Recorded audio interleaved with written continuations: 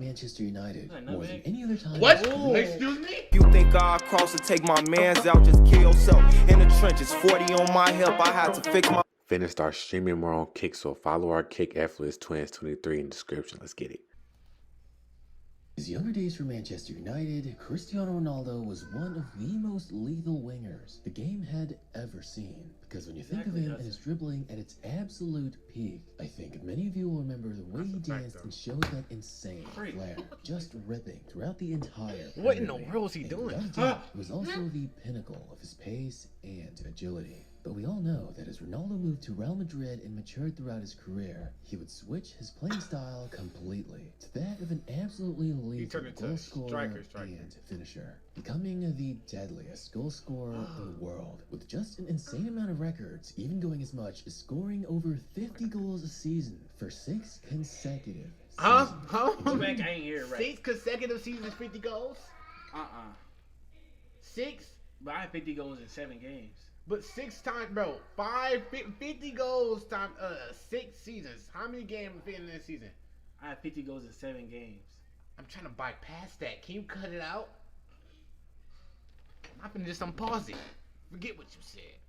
Debate on which version of Cristiano Ronaldo. Wait, why he so far, but if there's one thing I'm certain about, it's that the best combination of both a Manchester United and Real Madrid Cristiano Ronaldo was no other than the single year throughout the 2009-10 season, in which CR7 was briefly known as CR9. Because in the summer of 2008, after winning the Premier League and Champions League titles, just being one FA Cup shy of winning the treble, while also scoring 42 goals and providing 8 assists in 49 matches, a total of 50 goal contributions in 49 matches, Cristiano Ronaldo would put his body through a lot. So much so that he inevitably had to undergo ankle surgery, as 2 bits of cartilage in his ankle had become unattached due to the sheer physical strain he put in his body. After all, like I said, it was the peak where we saw Cristiano Ronaldo at his most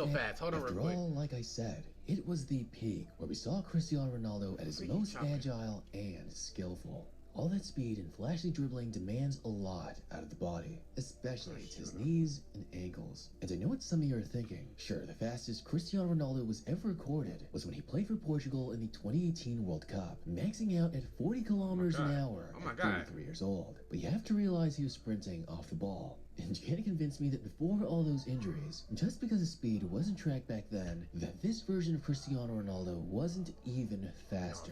He was faster. Watch the way he totally gaps these defenders back then, all while still dribbling the ball. It's clear to see that before his injuries, he was a complete speed demon. Heck, he was terrorizing the Premier League so badly, got up to the point where the only way to actually stop him was to dive bomb his ankles and hope that he lost the game. But anyways, this would be the longest time that Cristiano Ronaldo would sit out due to injuries / recovery for his entire career. A total You taking it too personal. I do, bro. I can't walk straight, bro. Bro, you did that to yourself. No one did it to you. I was trying to do the Ronaldo chop so it makes sense. That's what happened. You not know Ronaldo. Ooh, bro, I'm finna end stream. I'm finna freaking end stream, dog. Look at my walk, Who told this nigga to? Who told you to? Who walk, told bro. you to tell your pain? Cause I feel it, bro. I understand the goats relate. Yes, he messed up his ankle by doing it, bro. The ball messed up your ankle. Get your steps right. I tried to do the Ronaldo chop, bro. It's not my fault, bro. The ball got so much grip. Hey.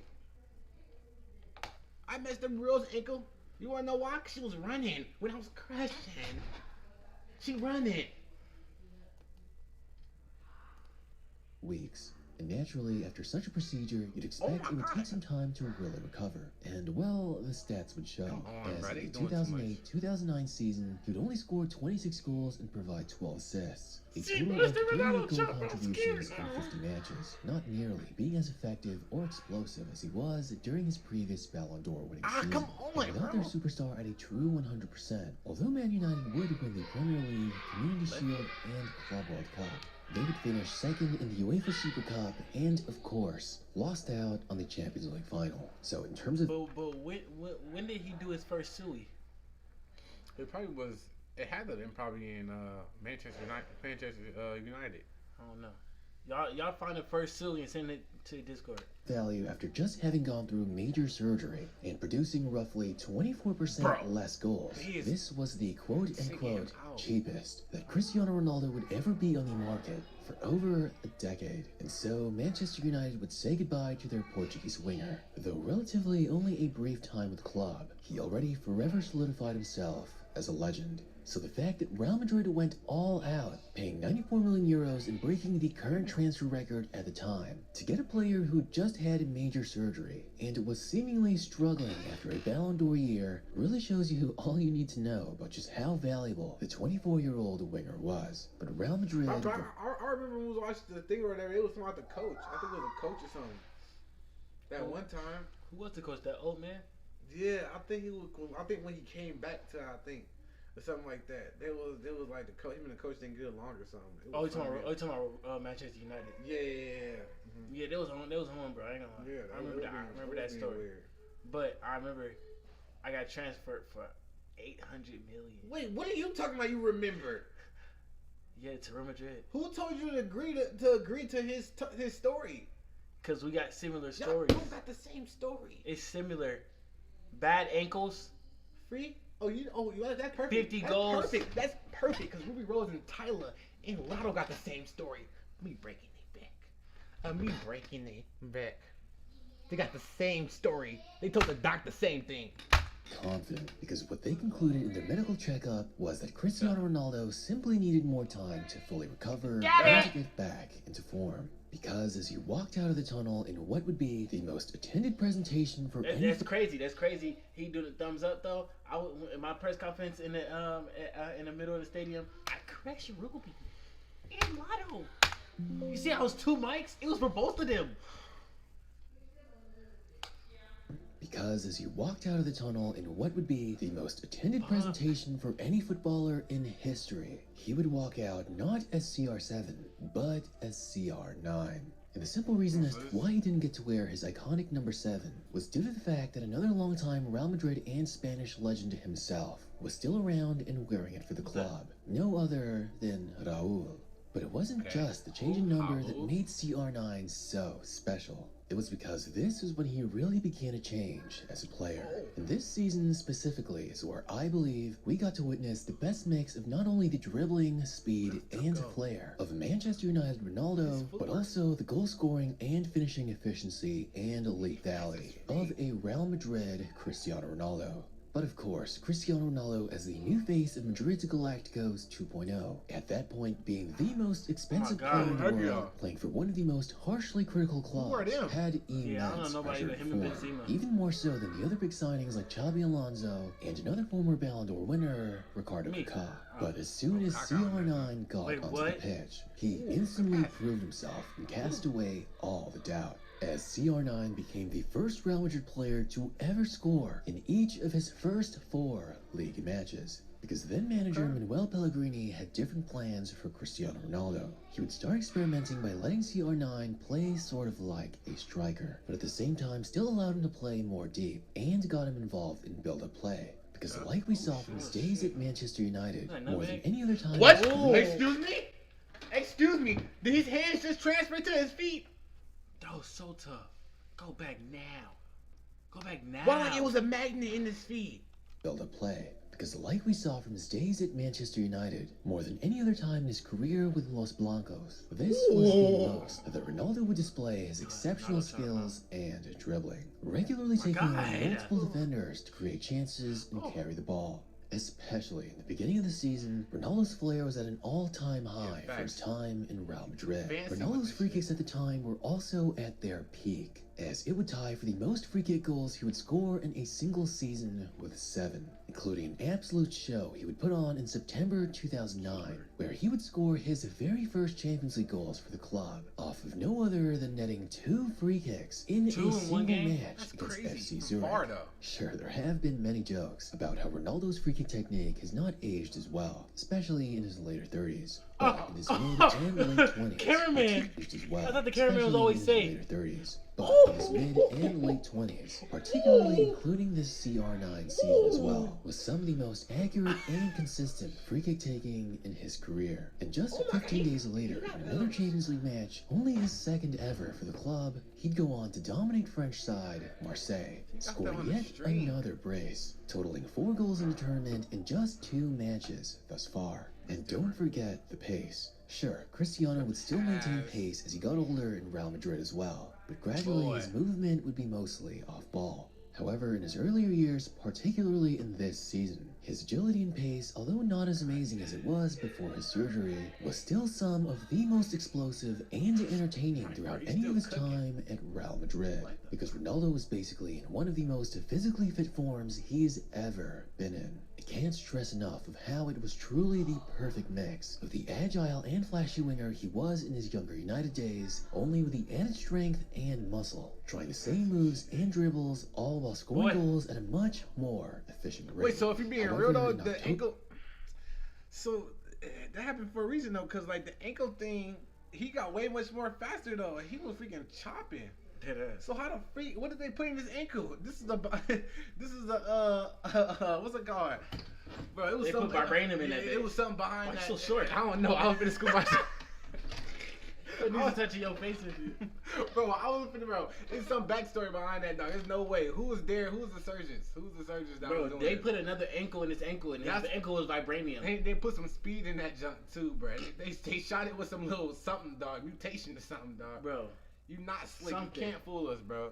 I don't care, bro. Cause how you get injured and still come back? I don't. Nah, bro. Surgery. 2009, Ronaldo would suffer an ankle injury during international duty with Portugal that would sideline him for nearly 2 months, missing a total of 12 matches for both club and country. A very significant setback, especially for Real Madrid, as they would lose 2-3 to AC Milan in the Champions League and failed to secure what would have been an easy 3 points to clubs like Sporting Gijón without their top scorer, CR9. But fast forward to after recovering from the injury, CR9 would continue where he left off, going on to score a total of 6 goals in just 5 Champions League matches. Back in La Liga, Ronaldo would still play with that flair and dribbling aggressiveness. However, this is when he really started to think about shifting his playing style to try to limit his injuries and preserve his longevity while maintaining efficiency as much as possible. And you can't really blame the guy, as this was the second most injured season he'd ever have in his career, a total of 7 weeks on the sidelines. Then came the new year in 2010, where throughout the second half of the season, CR9 would continue to maintain his goal scoring.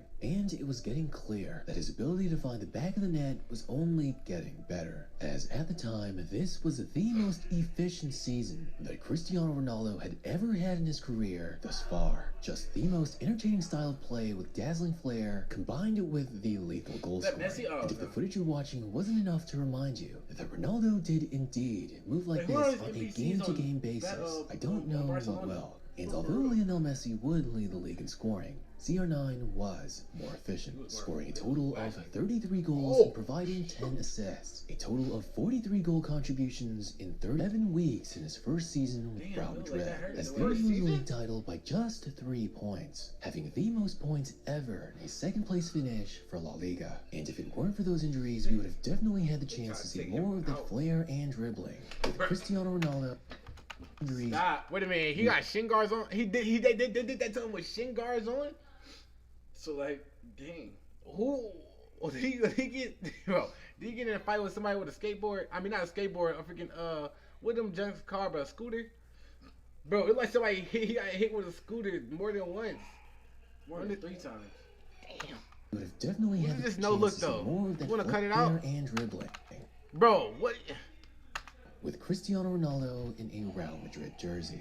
But perhaps as sad as it was to see Oh my him God. progressively be less aggressive with his dribbles and handling as he was transitioning to a newer role, it did showcase Ronaldo's ability to adapt and evolve his game. His willingness to transition from a flashy winger to a prolific goal scorer in the end did work out best for his career. Sure, he would still dribble in the next few years to come, especially in one-on-ones, but he never was truly as aggressive or flashy, willing to continuously take on multiple defenders. That's flashy and right there. as he was as CR9. And unfortunately, his Real Madrid squad back then overall one nigga- was probably that the bulldog dude. weakest of That bulldog No, dude. no. It's on either Davids. Yes. No, that's not him. That's not him. New year better has not been be. in Madrid, as the very following Why he season, look the club would uncomfortable? offload older and out-of-form players. Bro, nah, like loosen Madrid. up, dog. You gotta loosen up. Both of y'all loosen up. Y'all look nervous. As the very following season, the club would offload older and out-of-form players like Guti, Rafael van der Vaart, and Raul, giving space for Cristiano Ronaldo to once again wear number 7. But it really does make you wonder, what if he never had those serious injuries? What if he was always able to play the same way as CR9 with those Champions League winning Madrid sides, maintaining that insane goal-scoring efficiency, but still having that prime speed, agility, and would've been more dribbling? dangerous, Well, right? that at least definitely would have been a sight to witness. But he still got 5 of them jumps, Right, though. So, like, it really don't even really matter for real. Heard you want to talk to them, Heard that you trying to get involved with it. Heard that you trying to come by.